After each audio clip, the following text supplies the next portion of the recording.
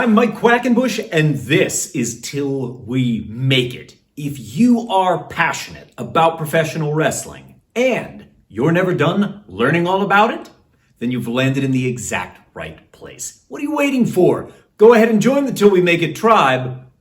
Subscribe right now. I recently discovered whenever I say subscribe in the videos, that the subscribe button down below illuminates or something, and I have nothing to do with this. Test it out for yourself. Check it out. If you unsubscribe, though, make sure to resubscribe, please. I need the engagement. Thank you very much.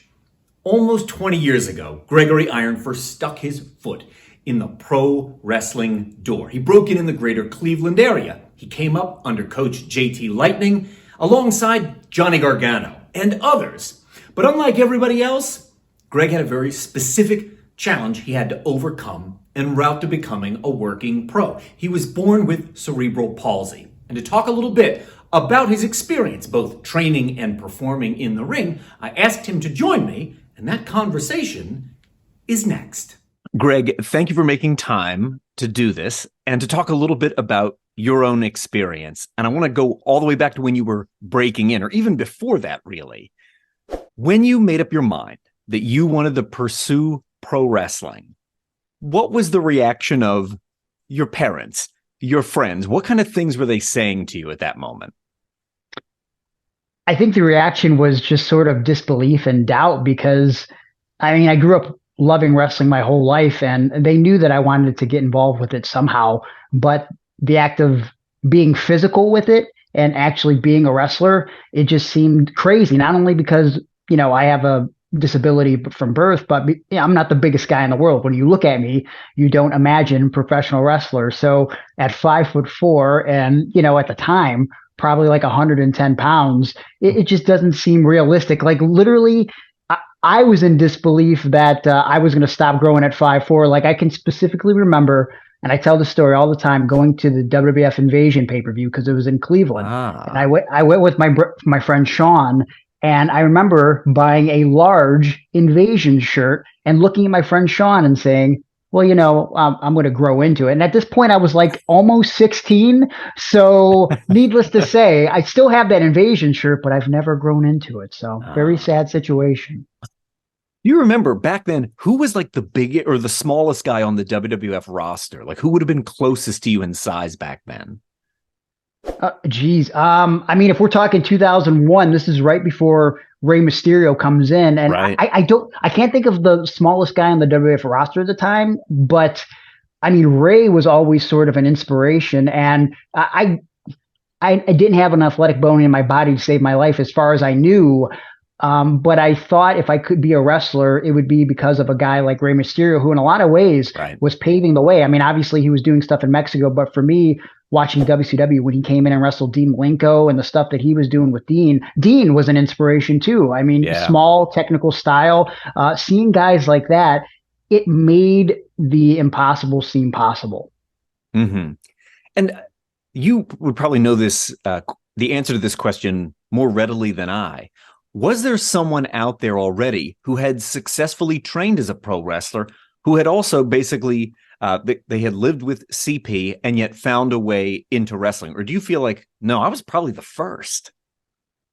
I know for a fact that I wasn't the first. I just thought that wrestling was a possibility once I saw Zach Gowen, who wrestled with one leg in WWE. When I saw that, it was nice to see someone that I could identify with, like, because, you know, there were so many of these larger than life characters that I found inspiration in, but to see someone that in a way was like me, it really influenced me in a positive way to like just pursue wrestling even more. But as far as someone with cerebral palsy wrestling, as I did my research and YouTube became a thing, there was a guy by the name of Dan Edge that wrestled in the UK. And I think if you actually go on YouTube, the most notable thing that I can remember him doing was he did a match with Sterling James Keenan, who of course is Corey Graves now in the WWE. I don't know if it was a match actually, or maybe he ran in to beat up Dan Edge. But what I do remember about it was his CP was very different than mine because there's multiple different forms of cerebral palsy. And I think his was a little bit more severe, specifically in his legs.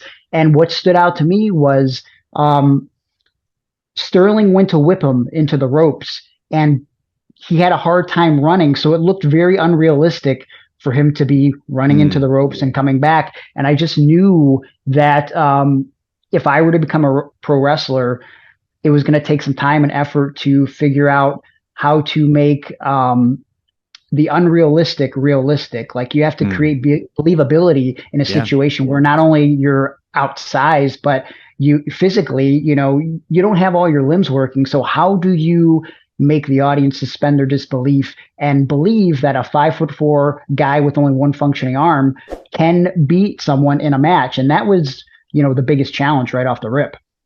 So even before you're in a ring performing, you had to have persuaded somebody to teach you. You had to seek out training. What were those conversations like? Like what sort of objections or concerns were you faced with that you had to get past just to get in the door? So I found out about local shows for Cleveland All Pro Wrestling from a kid from school. And at the time, JT Lightning, who was running the promotion, he was bringing in some pretty top tier indie talent, specifically guys from Ring of Honor. And I was reading a lot about Ring of Honor and watching Ring of Honor through tapes and in the PWI magazines. And so, you know, I wanted to check out Cleveland All Pro Wrestling, see what it was all about. And I was sort of intimidated because I knew that there was a school there. And I knew that if I went to this building, I was going to be tempted to try to enter the school. And I had just turned 18, but like there was this fear that I might fail and suck, even though I was telling people I want to be a wrestler. I want to be a wrestler. I like, what if I'm not good at this thing? And then this whole thing that I've built my whole life around, the thing that has kept me going through the bad stuff in my life. What if I suck at it and then I look at it in a whole different light and I don't like it anymore? And then my whole life has been a waste, right? Right. You're a fraud. Oh no. Yeah. So I end up eventually taking the flyer from Cleveland All Pro Wrestling, and on it, it said the Cleveland All Pro Wrestling hotline. And it's like a 216 number, right? Yeah. And so clearly it's just a landline or a cell phone. I remember calling the phone and a woman picked up and I said, "Hi, is this the Cleveland All Pro Wrestling hotline?"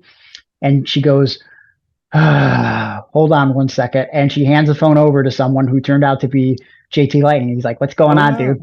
How can I help you?" And I was like, you know, blah, blah, blah. I want to figure out how to get into wrestling. And then in that moment, I lost my courage and I go, but I have this disability and I'm 5'4", but I want to be a part of this. So is there a way that I could like be a manager or something, or maybe a commentator? Like, do you train for that?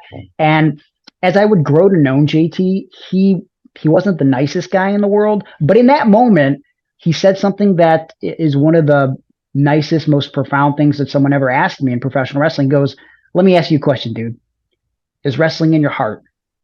And I remember when he said that, just being silent and getting a little choked up, because I knew in that moment that, yeah, wrestling was in my heart. Like, no matter how many people bullied me and no matter how bad the situation was with my parents, like they were physically and mentally abusive to each other, sometimes physically and mentally abusive to me. No matter what happened around me, you know, wrestling was this thing in my heart that just guided me and showed me the way and just kept me going. And I told him, yeah, wrestling's in my heart. And he told me where Turner's Hall was, the building that he was running shows, which wasn't too far from my house. And it still took me a few months to get the courage to go there. But the thing that I figured out real quick was JT, despite, you know, his attitude sometimes, he was determined to find a way to help me do this in a realistic manner. Like, he would challenge me every week at training. He would take me. There was 2 different rings in the school at the time, one in a basement, which was kind of crappy and you couldn't even bump in the middle of it. So when we worked out in it, you had to bump off to the side. So like a more unsafer part of the ring because of the big dip. But then there was the show ring that he had set up upstairs. And so he would take me up there by himself and he would say, "Okay, dude, I'm going to show you a collar and elbow tie up. This is how you do it." And as we were doing it, obviously I can't lock on to the wrist properly or the forearm. And he's like, "We got to find a way to make this work. And if you can't do that, then I can't train you anymore." And I mean, Mike, you've been around wrestling a long time. There's a lot of carnies in wrestling. There's a lot of guys who'll just take your money. And JT could have easily just let me come every week, pay the $50 or whatever I was paying at the time, and just eventually never put me on shows. And that would be the end of me. But every single time, twice a week, he would try to show me a basic, and he would tell me, if you can't find a way to do this and make it look real, then I'm not going to keep training you. And so that put pressure on me and made me determined to figure out a way to make these things work and make sense. So it was all, just playing by ear and doing the physical stuff each and every week and just figuring it out.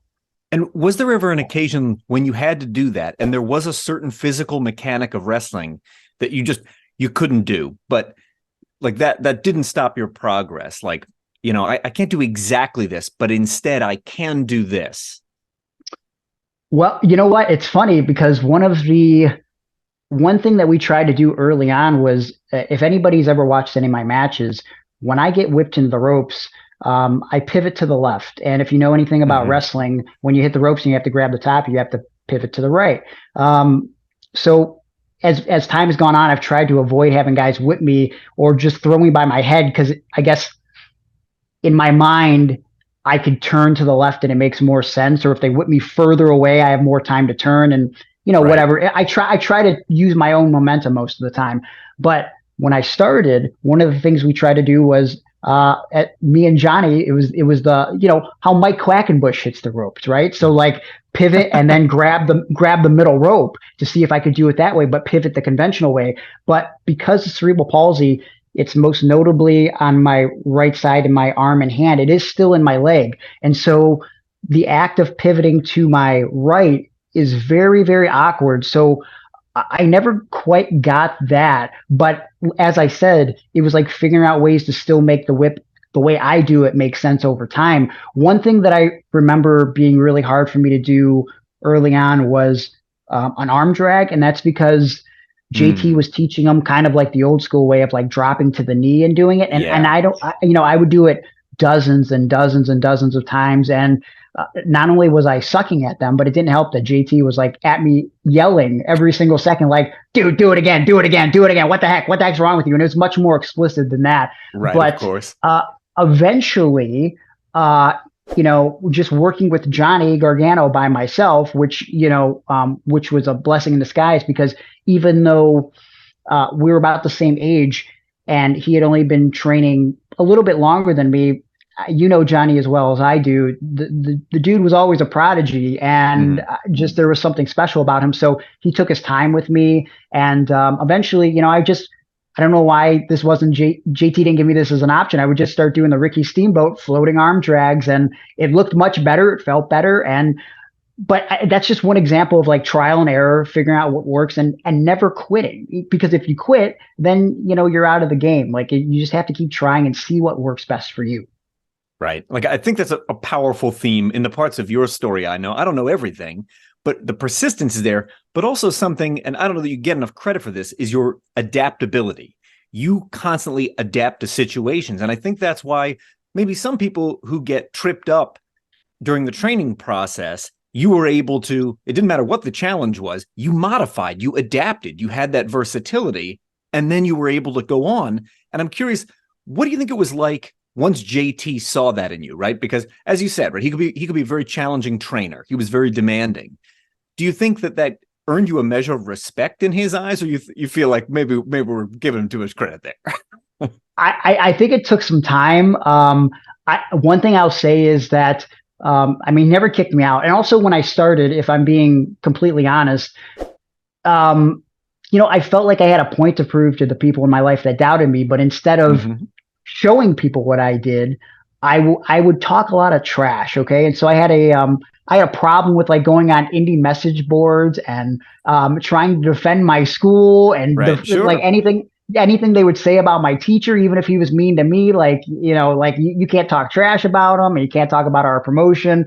Right. And I remember Josh Prohibition pulled me aside and said, "Hey dude, you're embarrassing everybody, and don't tell anybody that I'm having a hand in training you, because I've got no respect for you. And if you don't stop acting the way you're acting, you're going to get blackballed, and you need to start showing people what you can do and stop talking about it, because no one wants to hear you run your mouth." And so that resonated with me, and I shut my mouth. I kept my ears open, and working with Johnny, he taught me pretty early on because I'd show up to training. He'd have like 3 new moves every week. So I thought I needed 3 new moves and they all sucked, right? They didn't look good, but I had to keep up with Gargano. And eventually, he said to me, he's like, one of your all-time favorite wrestlers is Hulk Hogan, and he doesn't have a lot of moves. Right. But he knew that I loved Shawn Michaels and Chris Jericho and Ray and guys like that. And he said, maybe you can't do all the physical things that they can do or the moves that they can do, but what about focusing on the in-between, the storytelling? And so then I started getting hyper fixated on things like that, because if I could take the 10 moves that I did really well and then figure out how to tell a story, I think that would help me get by. And at the end of the day, wrestling is about storytelling. It's not about the moves. The moves are great. I wish I could do cooler moves, but if you could tell a story, that's what's going to connect with the audience. And I think it took JT a few years. It took it until, I was away from him for a while, and I remember I saw him at a show, and, we didn't have the best relationship. At the time, JT had cancer pretty bad. And I don't know if I ever even told this story. And I remember, I just walked up to him, and he'd happened to be at a show that I wrestled on. And I said, hey, what'd you think of my match? Do you have any feedback or anything? And we talked a little bit. It was like nothing that stood out to me at the time. But then I remember the next day he wrote me on MySpace. This is how long ago this was. And he said, hey, it really meant a lot to me, you coming up and talking to me and asking me to look at your match and critique it. You've come a long way, and it just goes to show that you never really forget where you came from. And it was kind of cool that even though we didn't have the best relationship, it was nice that, we could have had that moment. And maybe in some way he saw that I was working hard and trying to become a not just a good disabled wrestler, but a good professional wrestler. Yeah, right on. For somebody who might be watching right now, who maybe they live with CP or maybe they're challenged in some other way too, what do you think is the most important thing for them to understand about seeking out training? What do you think is like, man, I wish I knew this when I was starting, so I want to share this with you now as you're making the decision to go and chase your wrestling dream? I think as I look back in retrospect, in hindsight, all the things that I've done, it really goes back to that first day walking into that school and trying, because I didn't know if I could be athletic at all. That was scarier than having a disability, honestly, because I never played any sports or anything, didn't really watch football or baseball. All that stuff's fake. I wanted to focus on real things like pro wrestling. Understood. And I never wanted to look back in my 40s or 50s and go, what if I would have went to that school and just tried? And so what I've learned over the years is, like, if you just try things and failure sucks. It's horrible, right? But nothing hurts and is as painful as regret. And so I would say, if you have a disability, if you have cerebral palsy, first, I would make sure that you could safely seek out training, because there's situations where, I've had people with very severe disabilities, CP, beyond CP, spina bifida, things like that, or people that have like shunts in their brain and stuff like that. And it's like, you got to make sure that, you're not going to kill yourself training. Like, that's rule number one. Okay.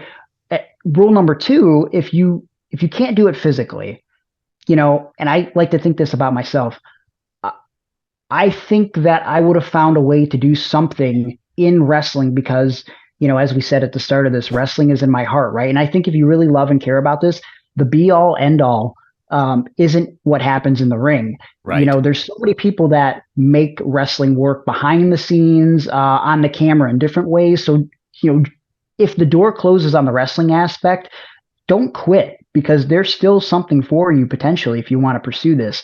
And you never know what you'll get out of this. When I started, my goal growing up a big WWE fan was to get a WWE contract, right? And every single year I was like, when's it going to happen? When's it going to happen? When's it going to happen? But at some point I had to look at the situation and I go, okay, what if this doesn't happen? And then you have to look back at all the things that you have done. One of the most important emails that I ever got was from JJ Dillon. I messaged him early on in my career, and I messaged him because I found out he had a son with cerebral palsy. So I wanted him just to critique some of my work and stuff. And he said something that resonates with me to this day. He says, I know your goal is to go to WWE or to get a contract, but just know that right now you're living a dream that most people will only continue to dream about. And in 17 years, no, I haven't had a wrestling contract, but what I do have that you can't put monetary value on is, I've met some of the greatest people in my life. I've shared the locker room and shared the ring with some of my heroes, guys that I looked up to. I will always go to this because it's weird that I have this one, but the fact that I can go to my phone right now after we get off the Zoom and text Stone Cold Steve Austin because I did his podcast and he likes me, and I could call him on the phone and he could talk trash to me and I could talk trash to him, and it just doesn't seem like weird or anything. It's weird in my brain, but not in real life.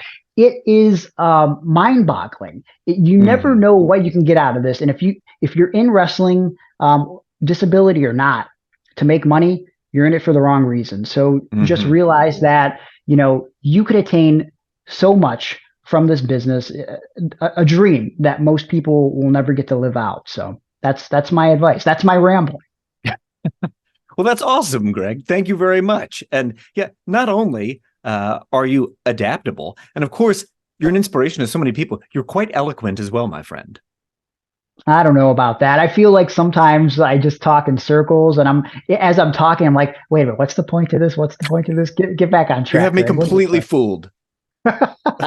My thanks to the one and only Greg Iron for making time to share his story with us. And if you want to follow Greg on Instagram, I put his handle down below in the descriptus. And while you're swimming around down there, you're going to notice there are links to some of my books like 7 Keys to Becoming a Better Performer, Toolbox Building Better Pro Wrestling, and Pro Wrestling History, 6 Threads and 16 Decades. These are available on Amazon or on Audible, so you can keep on learning right now. Or, if you like, click on the video that's appearing right now. It's going to take you to a playlist all about your first year as an apprentice in professional wrestling.